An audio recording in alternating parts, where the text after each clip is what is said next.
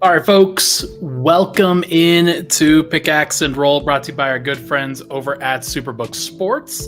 I'm your host, Ryan Blackburn at NBA Blackburn on Twitter, part of the Mile High Sports Podcast Network, and I am excited to discuss these Denver Nuggets, Nikola Jokic, LeBron James, Justin Holiday, the fireman. We've got a lot of things to cover. We got a lot of things to talk about on this episode of Pickaxe and Roll. Thank you so much, everybody, for tuning into the show. Thank you if you did show up to the watch party that we had at number 38. That was really fun. That was a really enjoyable experience. And it was kind of my first time being the center of attention in a venue like that for a long time. So if you came up and you said hi, thank you so much. The podcast at the end was great.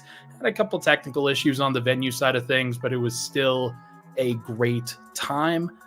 Thank you to the regulars who are always in here. I see Cosmix, I see Cedric, I see Nadine Marcus, I see a whole bunch. I see Dr. Van Nostrand was in here earlier. Just gotta love it. Gotta love hearing from everybody. It was a lot of fun. It was really cool. And I actually see a comment pop up here from Cedric. Yeah, I did meet Corey. I met Corey, Cedric. He was very kind, very nice, and was just a lot of fun. We're going to be doing this again on Thursday. I'm not going to be at the Thursday one, unfortunately, but it is against the Boston Celtics. We will be going back to number 38, though. Mile High Sports will be. So if you missed out on the first watch party, it was awesome. It was a great environment. It was a competitive environment, and I hope that everybody is able to get out to one of these watch parties. I know the DNVR does it every single night. They do it great. They do it awesomely. This is just our opportunity to be able to host something cool, to be able to be a part of something cool. So that's what we're trying to do. And always love to try to be a part of something cool like this. All right, let's do some hangover takes here at the beginning. I'm going to do the face of the NBA segment in segment 2. That'll come. That'll be here. And then segment 3, we'll be going over some of the final games left on the schedule for everybody to circle, everybody to think about, and just where Denver kind of stands within the standings here right now. But I did want to kick things off with some hangover takes because I wasn't able to share my normal awesome analysis that you're always all welcome here for, that you're always coming here for. We kind of did something a little bit differently, obviously, at the bar. But we had a good time, and I did just want to kind of share some hangover stuff. Michael Porter deserves so much credit. He deserves so much credit for his ability to fit within whatever the Nuggets have done with the Jokic-Murray two-man game, because it is difficult to stay engaged, ready, able, and to be as dynamic as he was in this last game. Frankly, the last two games, the one on Thursday against Miami, and then on Saturday against the Lakers, Michael Porter's been playing great. He's been playing great basketball. He deserves a ton of credit. I didn't get to be a part of his presser today, but he spoke to the media while he was there after practice, and he had some interesting things to say. Make sure to go take a look at the other YouTubes for some of that content as well. But Michael Porter deserves a ton of credit. I always try to give as much credit to Jamal as possible because I know that I'm going to be the primary voice that is giving him his due. Nikola Jokic doesn't need anybody to give him his due. We all kind of carry that cross, if you will. He does everything that he needs to. Jamal, though, he obviously had a great game. Didn't start off that great, but was just one of those ones that you knew he was going to take over if you just got to the second half and then he got to clutch time. And he got better as the game went along. He was fantastic. A lot of fun to watch. Denver's locked in. Their clutch offense, their clutch defense locked in really, really well. The defense on the game on Saturday wasn't great. It was honestly kind of a layup line to the rim for much of it. And that's actually how LeBron got his 40K, was going right to the rim. And Denver didn't have a ton of resistance until the fourth quarter. But it was nice to see. Just Denver knows how to stick with it. They know how to play in those situations. And it's just so clear to me that Denver's leveled up. You look at cleaning the glass, you look at any number basically, and they all say that Denver's defense right now is just as good as its offense. Defense, Denver's at 7th in the NBA right now. They've actually moved up a little bit, been on a nice little hot streak offensively post All-Star break. But the defense has been great too. They are 8th in the NBA in defense. And there have been times where the defense has actually outpaced the offense so far this year. So it deserves a ton of credit, deserves a ton of credit for the way that Denver's been able to handle it. And I've just been very, very impressed with how Denver has handled themselves, especially in the clutch, especially without KCP on Saturday. KCP deserves a ton of credit for how he fits into things. Obviously, I've made sure to give him a ton of credit before, but Denver had to survive without him. And they survived because they had Justin Holiday. Christian Braun also, I thought, had a solid game in the second half. Not necessarily the first half. He sort of didn't really know how to fit into that actual aspect of things, but yeah, KCP was out for personal reasons on Saturday. I think everything's all good on the personal side of things, I believe. He was back at practice today. So I would expect KCP to be back for Denver's game on Tuesday against the Suns, though Devin Booker will not be at that one. We'll talk about that more in segment 3. Justin Holiday filled in perfectly into his role. And we got to talk to Justin today. I talked to Malone about Justin Holiday as well, both kind of on and off the record. And he trusts Justin Holiday completely. It's just very, very clear. And Justin Holiday has earned that trust. His ability to pick up concepts, to understand what Denver's doing, to fit in around the system, and to understand how he can sort of accentuate that system in some ways. It was very, very important. Running in transition, he had a play in that Saturday game where he hit a layup in transition. Michael Malone made fun of that today. But it was just so interesting to see how he comes off the bench. He plays 31 minutes. I actually asked Justin about this today and I wanted to put in some things into StreamYard, but they wasn't going to let me play the video until I changed the format. But Justin Holiday, he steps up in so many important ways for Denver. And he talked about that with his role to me today, like just in that scrum. It was so interesting to hear his process and how he goes about it. He keeps himself ready. Sometimes he knows when he's not going to play. Sometimes he doesn't know. Sometimes he has to just stay ready regardless. He knows when he's going to play. He knows when he's not going to play. Sometimes he doesn't know. And Michael Malone has kind of jerked around the minutes a little bit with him just because he's trying to develop the young guys as well as possible. Think about where Denver's at with their fully healthy rotation. You're going to get your 5 starters. You're going to get Reggie off the bench as a point guard. You're going to get Christian and Peyton as their 2 bench wings, and then you're going to get 1 big. That's usually what they do. And there's not a lot of room for Justin. Now, Denver's kind of gone to some stuff every now and then over the course of these last couple of games where even when KCP's been out there, they've tried this thing where they have Jamal stagger with the second unit, but then they have Reggie sit and they have Justin play next to Jamal instead of Reggie. And then you have Mike out there as well. Maybe you have Peyton Watson out there and you're sitting down Christian, and then you have the big. Or it's Aaron Gordon. So there's a lot of different ways that Denver's been able to use him. But I can just say from conversations at practice today, from the way that Denver's kind of approached this, Justin Holiday is going to be in the rotation. Like, he's going to be in the playoff rotation. He's going to get opportunities. And I think Denver's going to be better off for it. Like, Justin's going to have to make his shots. There's no doubt about that. But even if he doesn't, you know you're going to get good defensive production from him and good defensive execution from him, because you know that he's going to be like within the flow on the offensive end. He's not going to take crazy shots. And now he's had a couple times where he's gotten a little bit hot. He's taken a few more shots than you would expect from him, but that's okay because you want a shooter to shoot. So I'm not surprised that this has kind of gone the way that it is. Actually going to pat myself on the back a little bit. If you remember back to the offseason when he was signed, I was on this.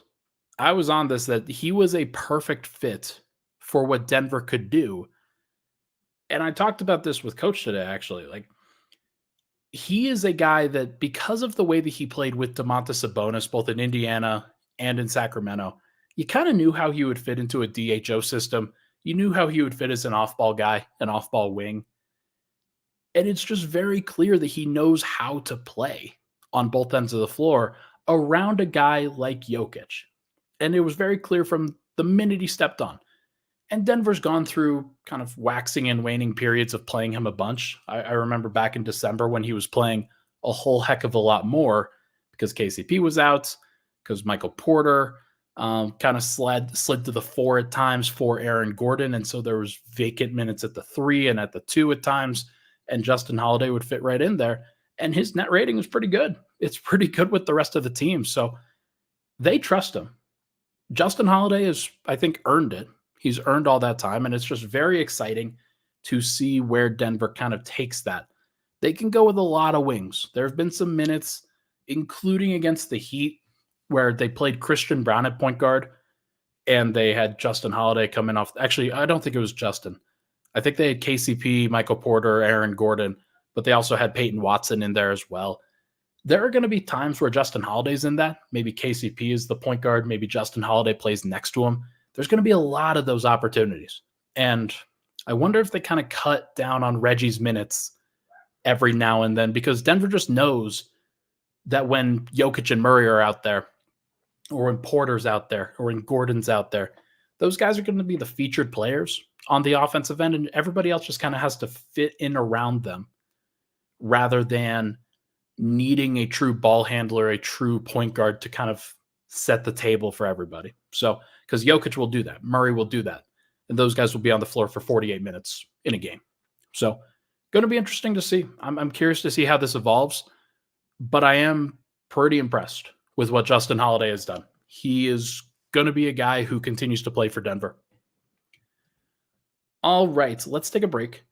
When we come back, we're going to do the face of the NBA conversation. I've got some notes laid out here and different names, different guys that I think we could talk about in terms of who will be the next face of the NBA after LeBron.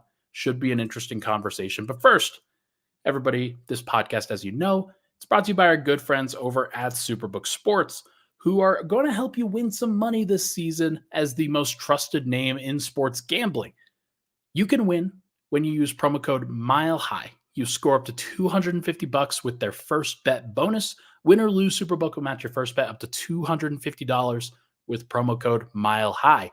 Download the Superbook Sports app, enter that promo code, and you'll get $250 courtesy of Superbook Sports.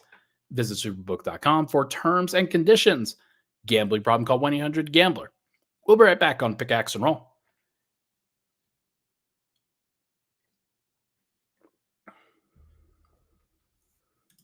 And we're back. Pickaxe and Roll, Ryan Blackburn here. Thank you so much, everybody, for tuning into the show. Really appreciate all the love and support. The Jokic t-shirts sold like crazy. We are so excited for that. Unfortunately, they are all gone. The time is up to be able to sign up for those and to get those. Those will be shipped out here relatively soon. I know I'm going to get another one for myself. So going to be interesting to see what the next shirt design is. I'm looking forward to seeing what Anil comes up with. He's been great on that front so far.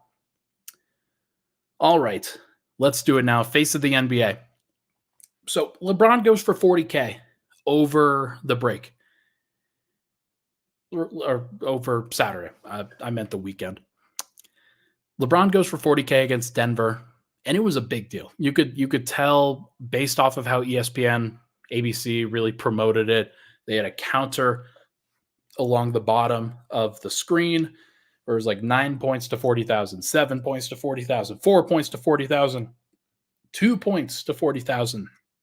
Then he missed a free throw, and then he drove at Michael Porter, got a layup, got the $40K. They didn't stop the game. I thought that they would. They waited until the next timeout, which was the right call. This is the right thing to do. And he Like LeBron is going to go down as at least a top 2 player in the NBA.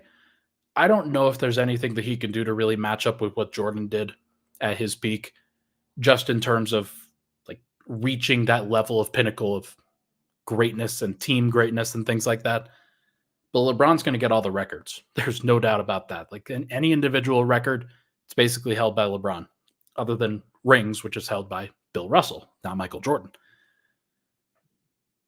So you've got this thing on the side, and Denver figured this. They figured that out. They solved that, and then they win. And they win in the manner that they've won against the Lakers in the last 8 meetings in a row. You get it to the clutch. Jokic and Murray dice up the Lakers. Denver gets timely shooting from their guys, timely cuts, a dunk to kind of facilitate the end of things. Everybody's happy. Everybody's, except for Lakers fans, everybody's very excited about it. And you're seeing this basketball mortality, in my opinion, from LeBron, where he's been talking about this a lot. Like he talked about at the end of the Nugget series last year. He's thinking about retiring. Obviously, that was probably not the best time to really talk about that. But anytime LeBron says something, anytime LeBron does something, the league listens. And it's kind of reinforced my belief over the course of these last couple of years that until LeBron retires, he is still the face of the league. Even if he's not great, like now maybe if he gets to a point where he's coming off the bench or something like that, then that'll be a little bit different. But everything that he does, it is still a big, big deal. And the last couple seasons have proven that, whether it was him going for the scoring title from Kareem, whether he was in the Western Conference Finals and like what he was doing was a bigger deal than what the Nuggets were doing at that point. Nuggets fans could be offended about that, and I understand why they would, for sure. But it's LeBron, and I think a lot of people would say, but it's LeBron. It's a crazy thing. So when LeBron retires, it is fair to wonder who the face of the NBA will be. Because you're not just losing LeBron at that point. You're probably going to lose Steph Curry, and you're probably going to lose Kevin Durant over the course of these next, I want to say, 3 to 4 years. Steph is the most popular. He's the next most popular guy, but he's starting to decline himself. He's going to be 36 in just a few days. And the way that the Warriors have sort of built things around him, they haven't done him any favors by attaching themselves to Klay Thompson, to Draymond Green long term. Those guys are still, like, actually Klay, I think, has got an expiring contract, so we'll see what happens with that group. But with KD, he's just not really in a position to take up that mantle, to take up that extra responsibility. He's kind of shied away from some of it in the last few years, and he's also not that well liked by other aspects of the NBA. What he did going to the Warriors, not necessarily something that helped him. If he had won outside of that and kind of stayed away from that Warriors and Steph kind of gravity that kind of came about, then I think it might have been different. But you're going to lose all three of those guys, and there's nobody else that's from the next tier of like older guys that you could really see stepping up in that regard. So I'm just going to go through the rest of like the top 10 or ish, top 10-ish guys. You've got Jokic, you've got Giannis, you've got Embiid, you've got Luka, you've got Kawhi, you've got SGA, you've got Tatum, and you've got Booker. There are some options. And I'll throw out 3 others that I think could potentially be options themselves. Victor Wembanyama, Anthony Edwards, and Tyrese Halliburton, who the way that Halliburton stepped up in the play-in tournament, it got me thinking that he does have kind of that smile, that game, that charisma, the excitement factor. There's some stuff that he does that could be featured. Now, I don't think he's good enough, and that's kind of where it comes down to for sure. But let's just assume that all of those guys are generally good enough or could be good enough at some points where they like the league could throw their resources at any one guy. which of them would you pick? Which of them would they want? Which of them would the NBA want to be the face of the league? I think there's a couple of reasons. And here I came up with 4 different things that I think the NBA would prioritize at this. You want somebody, obviously, that's great. The first thing is that they're the best in the league. But here are the 4 things that kind of go beyond that. One is communication. You want somebody, or the NBA is going to want somebody that's always willing to share, that's always willing to be about their new opinions, their beliefs, somebody that the NBA can feature, somebody that is good, somebody that's got their head on straight, that the NBA can want to be the face that when they're front facing in a lot of ways. They're a face. Next is collaboration. The NBA is going to want somebody that works with the league. They're going to want somebody that works with everybody to make the league better. They're going to want somebody that pushes the game forward, somebody that takes everything about that seriously. And there's different ways that could happen, but LeBron has done that a lot over the course of these last 20 years. He has always been about bringing the NBA forward. And that's a responsibility that he's shouldered really, really well. Jordan did that too. Even Kobe did that in his way, although he wasn't the face of the league for a long enough time for it to matter too much. But LeBron's been the face of the league for over a decade, and he's done a lot over the course of that time. The next thing is intrigue. This is somebody that the fans can really latch onto as a public figure, somebody that is in the eye, and fans always are going to have an opinion about that person. And they always carry that opinion around with them. And they're willing to go to bat for those conversations. And this is somebody that kind of drives barbershop talk, if you will. Somebody that, like, where you're just talking about a player, they're always going to be interesting. They're always going to be fun. They're always going to be intriguing in a lot of ways. And the 4th thing I came up with is myth. And I heard, I think it was the Locked On Nuggets guys talking about this a little bit. But there's a myth about Jokic that is sort of developing now, where this is kind of his corner of what the NBA could want. Myth is just someone who's legitimately great and provides depth to the story of the NBA. Because in the end, like, this is all entertainment. This is all something, like, it's not quite wrestling or anything like that. But this is something that the league is going to want to, over the course of years and years and years, both now and in the future, 20 to 25 years from now, you're going to want to be able to tell people about, oh man, you had to be there for this player. You had to be there for this person and what they did for the league, but how they controlled it, how they were so great, so legitimately awesome that it just made the NBA better. And so those are the 4 things: communication, collaboration, intrigue, and myth.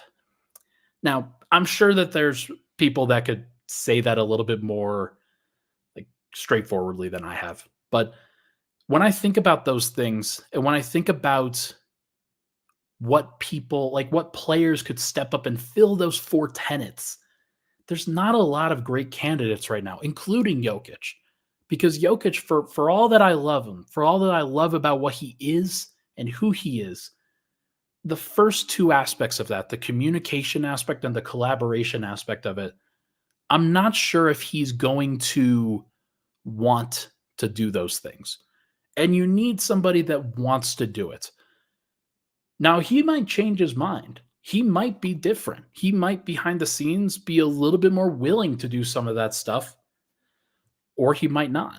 It seems to me, from the outside looking in, that he has kind of pushed back on some of that a little bit. There's some of the other extra stuff that, like, you don't necessarily want him to be, like, or he doesn't necessarily want to be a part of as much.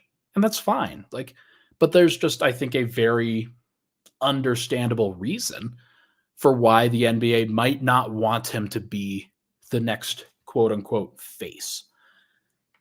And I think this comment kind of hits it. Jokic is like Tim Duncan, a stoic quote here or there, that's it. that's probably all he's going to want to do. And to be fair, I think you could say from the time that MJ retired to the time that LeBron took over as the face, which I think was about 2007, I think you could honestly say that Kobe and Tim Duncan kind of split that face of the NBA status.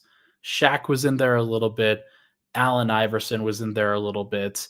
Um, you could also say somebody like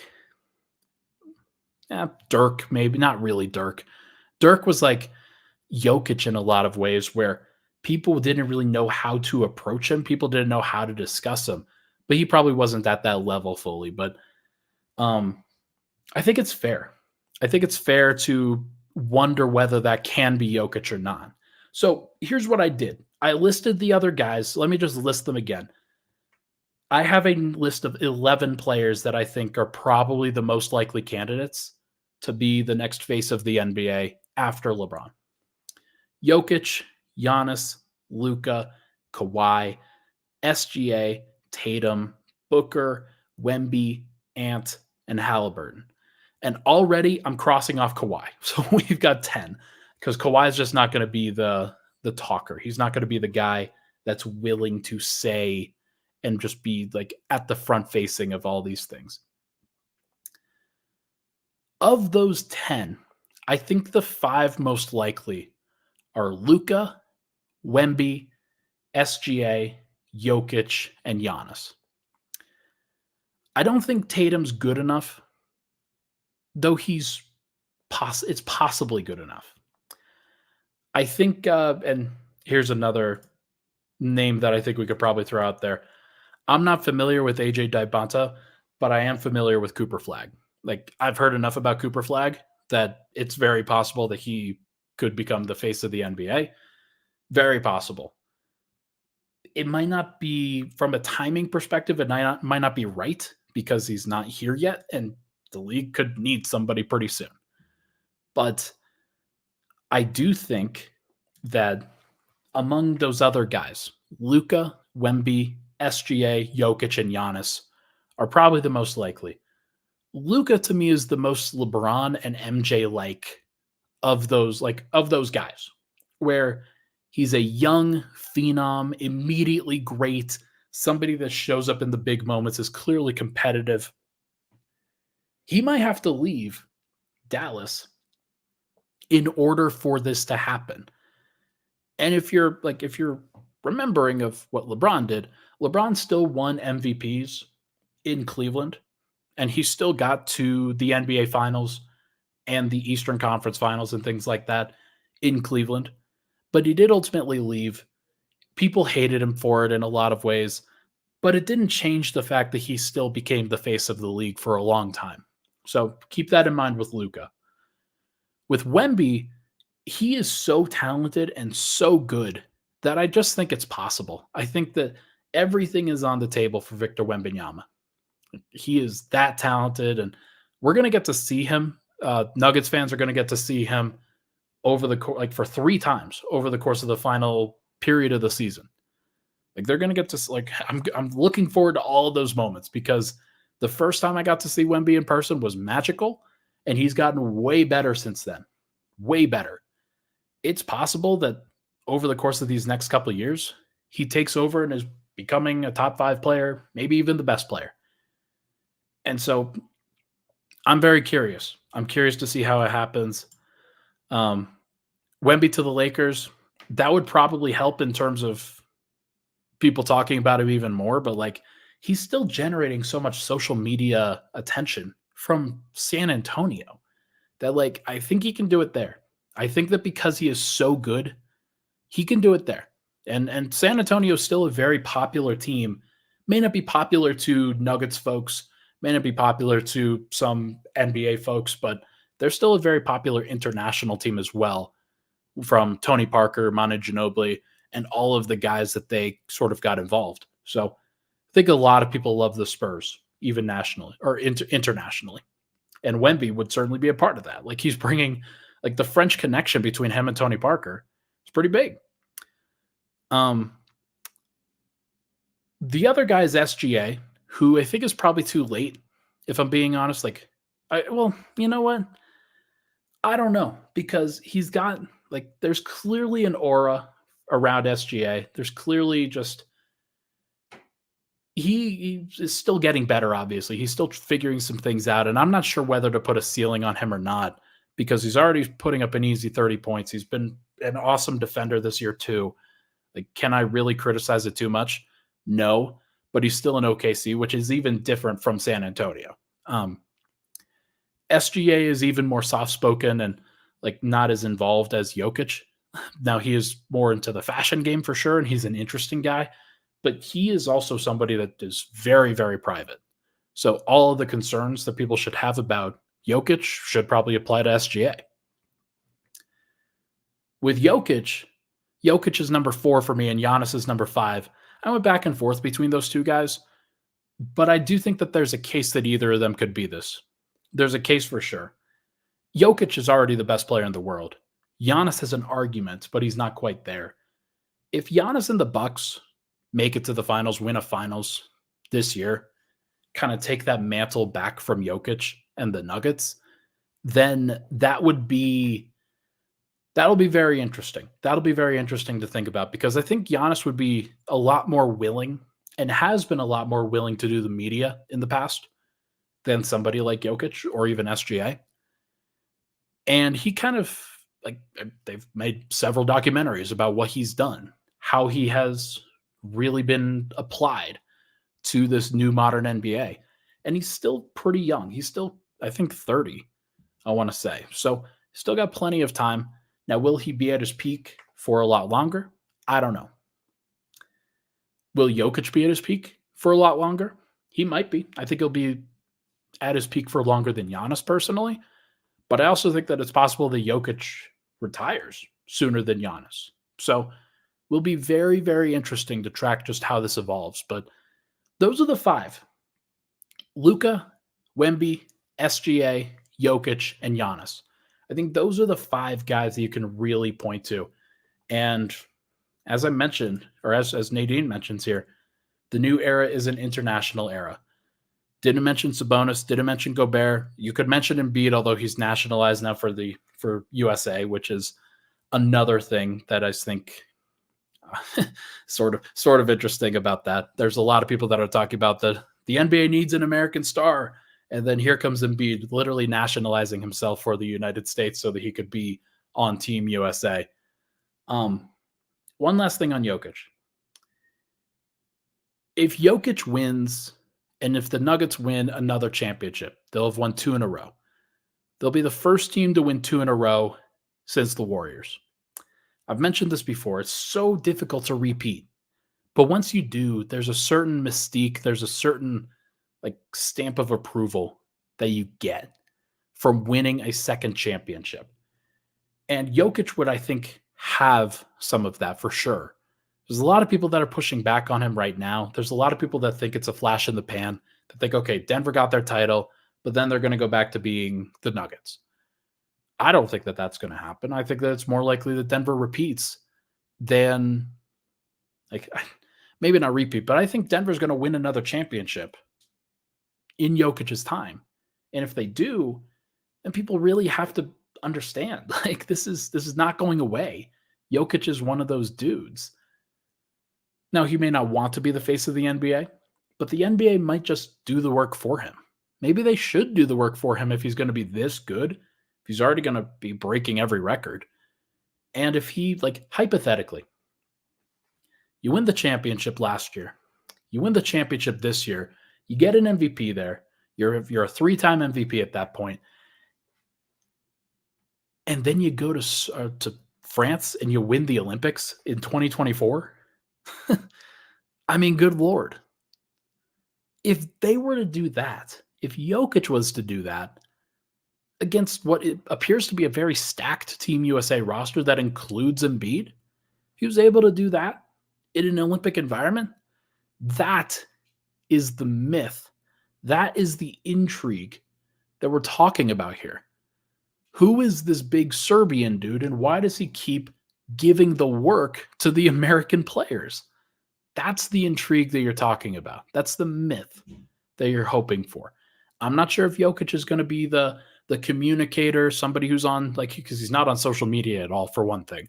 I'm not sure if he's going to be the guy that's working with the league to try to make the NBA a better place. I think he's got opinions, and I think he's more likely to share those opinions as he turns into his 30s.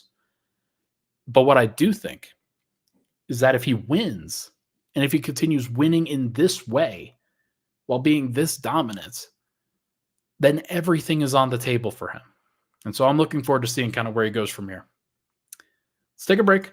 When we come back, we are going to chat about the final 21 games of the NBA season for the Denver Nuggets. But first, Scott DeHuff. Hey, what's up? It's DeHuff. I love to have fun. So tune into my podcast, DeHuff Uncensored. I give unfiltered takes on Denver sports, crazy news from around the world. Plus, you never know which one of my characters is going to swing by. Well, I hope one of them's your mother. Oh, Connery, Mama is always here for you. What in the blue heck is going on here? So subscribe and get ready to laugh to DeHuff Uncensored anywhere you find podcasts. Follow me on social media at DeHuff Podcast. All right, final segment. Thank you so much, everybody, for tuning into the show. Please, if you're in the chat, hit that like button, hit that subscribe button down below, especially if you're new. Would be awesome to see the channel continue to grow as we continue to try to make this an even more popular Nuggets podcast. Would really appreciate it, as always. All right. Denver's 42-19. They have been so good. And especially like post All-Star break, they've been so good. The 3-game losing streak into the All-Star break, clearly a distant memory at this point. The Nuggets are playing a great brand of basketball. They're playing good offense. They're playing great defense. Both ends of the floor have been spectacular. And they are looking pretty healthy. Knock on wood. The only guy on the injury report right now is Vlatko Čančar, heading into tomorrow's game against the Phoenix Suns on Tuesday night. Denver's in a good spot. And they're going to have to do their best to stay as healthy as possible over the course of these next few weeks. But they've proven, I think, what they needed to prove. They've proven that all they really had to do was like showcase just how dominant they could be and win in some important situations. Denver's been winning clutch games. They've been winning going away. They've been on the road. They've been in tough situations, and they've found a way over the course of these post All-Star break games to show out and show up in a big way. So credit to them. I don't think they don't really need to prove anything to me anymore. I've seen enough, I think, from their rotation. You guys will know that I was not necessarily sounding alarm bells, but really expressing concerns before the All-Star break. My concerns are clearly lessened. They are at a stage right now where I've seen what we've seen. I've seen what I'd need to see from the bench. I've seen Christian Brown step up in an important situation. I've seen Justin Holiday. We've seen Reggie Jackson at various points do what he needs to do. We've seen Peyton Watson do what he needs to do. Denver's going to need to find another big, or at least to play a couple big minutes every now and then. But we know that Aaron Gordon's going to play the more important backup center minutes. And we've also seen Jokic play 48 minutes every now and then, 45, 46, whatever you want to call it. He'll be there.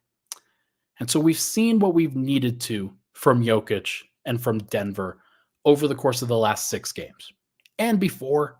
But really what I had been trying to do, and I explained this to Matt Moore over the weekend when we were chatting, I was trying to take Denver's chances of repeating as a champion from 25% to 35%. That's all I really wanted to do. And that's involved adding another guy, adding another option. Denver didn't do that. They felt comfortable with where they're at. Maybe I undersold their actual repeat odds, and that's fine. But should be interesting to see how Denver evolves over the course of the next 21 games. Let's go through the rotation here. Oh, hey, cat. This cat's about to start scratching at the door. Tuesday, they play Phoenix. Thursday, they play Boston. Those are 2 very important games for Denver just in terms of kind of setting the tone a little bit, making sure that everything's good. Great. Just in terms that everything's good. Denver's got another couple home games after that versus Utah and Toronto. Those are less important in my opinion. Denver will probably lose one of those for sure. That is probably going to happen. Should be fine. Hold on just a second. Okay, you want to get out? You want to get out? Go. Come on. Come on. Sorry about that. Look, Denver's got, I think, 8 more games that you can circle on the calendar for out of the next 21 that I'd really push forward. Tuesday, March 5th versus Phoenix. That's tomorrow. Thursday, March 7th versus Boston. Again, we're having another watch party, a Stiffs Night Out at number 38 for that Boston game on Thursday. So if you're in town, make sure to go check that out. There will be RSVP links that I'll share out on other podcasts. So make sure to be on the lookout. Denver's got another game against the Miami Heat on March 13th. That's one that I'd circle. That's an away game, obviously, part of a 4-game road trip. They've got a game against Dallas. They've got a game at Minnesota. Those are 3 of the 4 games on the road trip. Tough games, not easy ones. Denver's going to have to figure that out. They're going to have to figure it out for sure. But I think that those are the ones that I start with. Phoenix, Boston, Miami, Dallas, Minnesota. If Denver can go 4-1 in those games, you feel pretty good about where they are, where they'll be in the standings. I saw that, I think, who was it though? I think it was the Clippers that lost tonight. Is that correct? Clippers lost to the Milwaukee Bucks tonight. They've won 6 in a row. Milwaukee's 41-21. They are rolling right now, and you can already hear Giannis fans and Bucks fans being like, "Why isn't he the MVP? Why isn't he doing what they do? Why isn't he getting the same love that Jokic does?" I can hear it already. Like he'll be third place to Jokic and SGA. That's just what's going to happen.